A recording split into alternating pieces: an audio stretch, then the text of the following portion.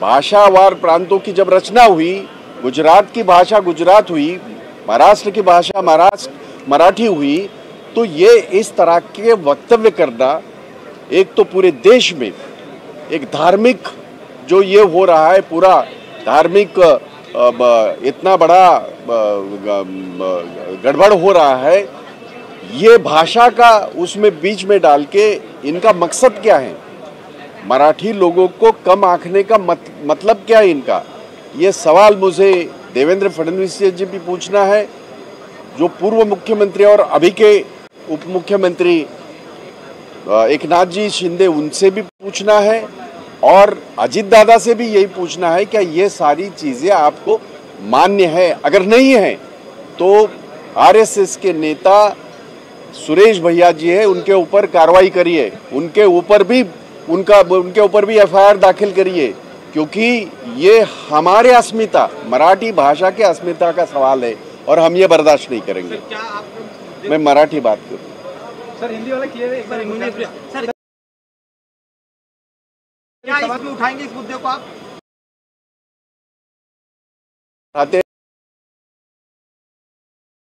इस मुद्दे को बिल्कुल उठाऊंगा, लेकिन ये मुद्दा सिर्फ भाई जगताप का नहीं है, ये महाराष्ट्र की 12 करोड़ जो जनता है उन सबका है। और ये कैसे कह सकते हैं कि मराठी सीखना अनिवार्य नहीं है? हालांकि हर स्टेट में उस स्टेट की लैंग्वेज सीखना अनिवार्य है, ये कानून है, और हमारे यहाँ भी तो वो कानून है।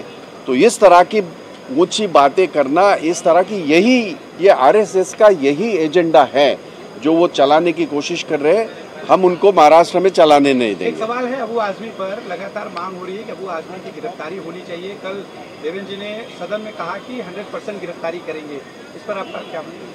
नहीं, अबू आजमी ने जो बातें कही थी उसका हमने खंडन किया, उसके ऊपर हमने सदन में हमने आवाज उठाई, और इस तरह का कोई भी वक्तव्य कोई ना करे ये हमने तभी भी कहा था। बट अबू आजमी ने उनका वक्तव्य पीछे लिया है, ऐसा मैं आपके माध्यम से मैं देख रहा हूँ, सुन रहा हूँ।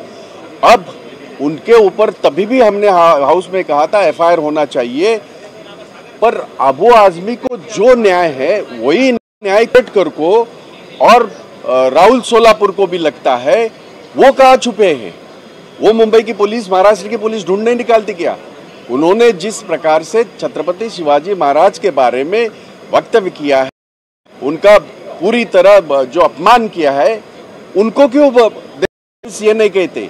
सदन में तो कहते कड़ी से कड़ी हम लोग कार्रवाई करेंगे। उसका मोबाइल जब्त होता है, ये है कोरटकर का, वो होता है और कोरटकर गायब हो जाता है। ये कैसे चल रहा है? किसी बात से चल रहा है?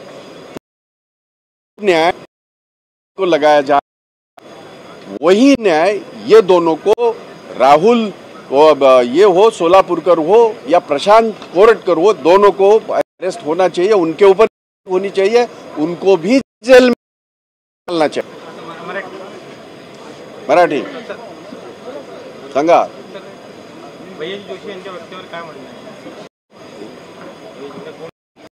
कोण घेते?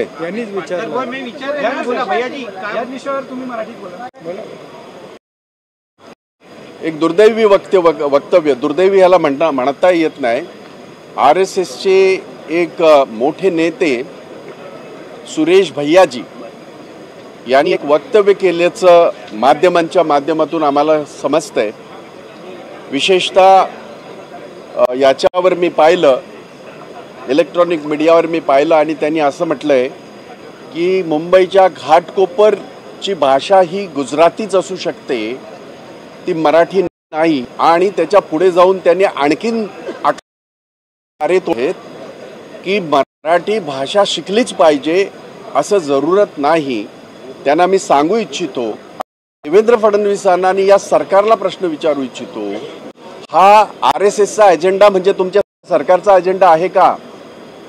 ज्या महाराष्ट्रात 6 लोकांनी हौतात्म्य पत्करलं आणि भाषावादी प्रावर गुजरातची भाषा गुजराती झाली, महाराष्ट्राची, संयुक्त महाराष्ट्राची नंतर महाराष्ट्राची भाषा ही ऑफिशियली मराठी झाली आणि ह्या मराठी भाषेला आता अभिजात दर्जा मिळाल्यानंतर सुद्धा हे म्हणण्याची हिम्मत RSSचे लोक जर करत असतील तर त्यांना आपण काय सजा देणार आहात, त्यांच्यावर आपण काय कारवाई करणार आहात, हा माझा प्रश्न देवेंद्र फडणवीसांना आहे, या सरकारला आहे।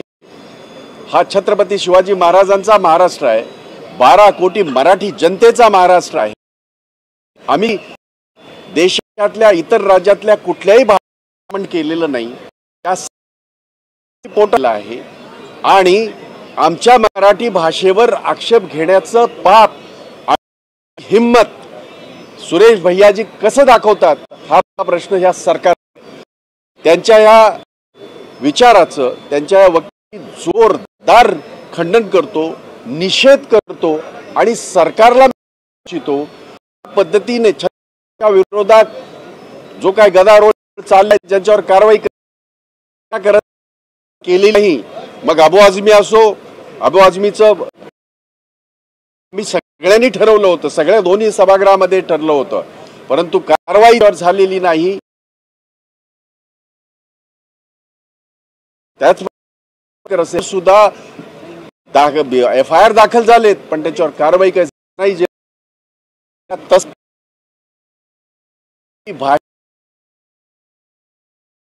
वक्तव्य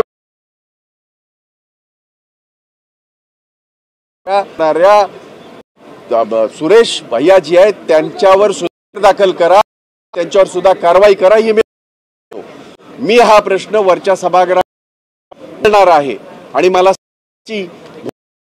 भूमिका जाणून घ्या।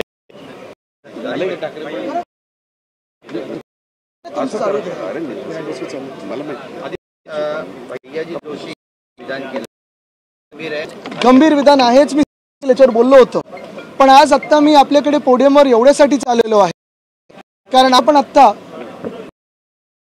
वाद भाजपचा एक गट एकदमच आरेरावी भाषेत खालच्या भाषेत म्हणजे ते त्यांच्यावर सर आहेत, शिकवण जी आहे तसे त्यांच्यातला खरा भाजप बाहेर आलाच।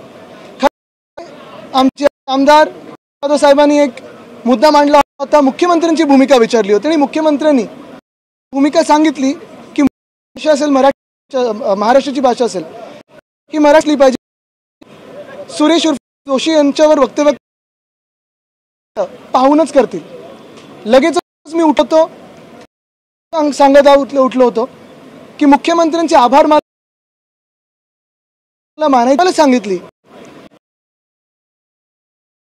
मुंबईची भाषा आहे आम्ही सन्मान करतो, लाखो लोक आमच्या देशातले वेगळ्या वेगळ्या राज्यातले आमच्या मुंबईत येतात, स्वप्न घेऊन येतात, नोकऱ्यांची असतात, उद्योगधंद्याची स्वप्न असतात, मोठं होण्याची स्वप्न असतात, पण मुंबईची भाषा ही मराठीच आहे हे सुरेश उर्फ भैया जोशींना सांगणं गरजेचं आहे।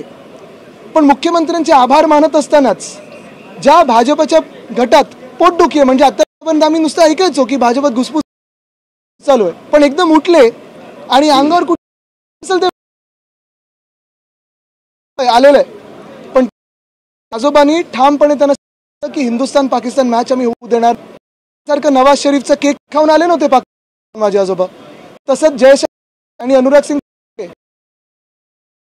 जो शाहिद देशाच्या विरोधात बोलतो, काश्मीरच्या विरोधात बोलतो, पंतप्रधानांच्या विरोधात बोलतो, त्यांच्याबरोबर पार्टी करून नव्हते आले माझे आजोबा, पण ह्यांचे जे नेते ते नवाज शरीफचा केक खाऊन आले होते, बिर्याणी खाऊन आले होते त्यांच्या घरी आणि आता जय शाह आणि अनुराग सिंग जाऊन पार्टी करून पण काल की उर्दू मराठी बोललं की हे भाजपची भूमिकाच आहे। आता परत अबू आझमीला काहीतरी मराठीवर बोलायला लावतील, पण मुख्य गोष्ट आहे एकदा सांगेन की जी भूमिका आम्हाला मुख्यमंत्र्यांनी सांगितली की मुंबईची भाषा असेल मराठीची महाराष्ट्राची भाषा आहे ती कृपा करून आज त्यांनी भैयापणे सांगावं की इथे चालेल।